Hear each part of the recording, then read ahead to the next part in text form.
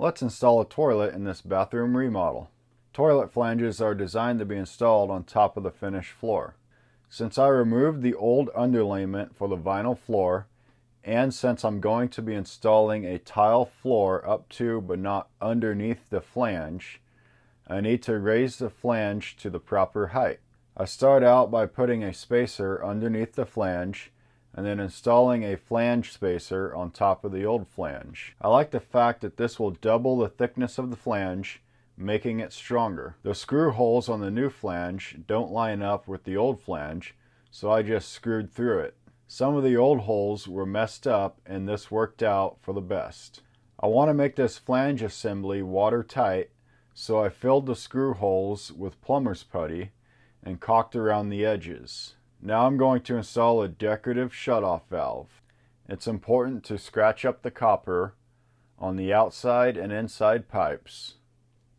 Then I'm going to apply some flux to both the outside and inside pipes and solder it in place. Then I'm going to caulk around the pipe and fill in the remaining spaces around the toilet flange after installing the floor. Then I installed a decorative cover over the baseboard. I'm going to be using a Perfect Seal wax ring. This is a more forgiving wax seal and isn't as messy, since the wax is covered by a rubber seal. The bottom of the toilet isn't perfectly flat, nor is the floor, so I'm applying some silicone caulking to the bottom of the toilet.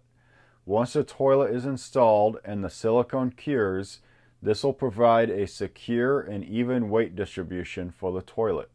Installing the toilet is a little difficult as it should be installed straight down as much as possible.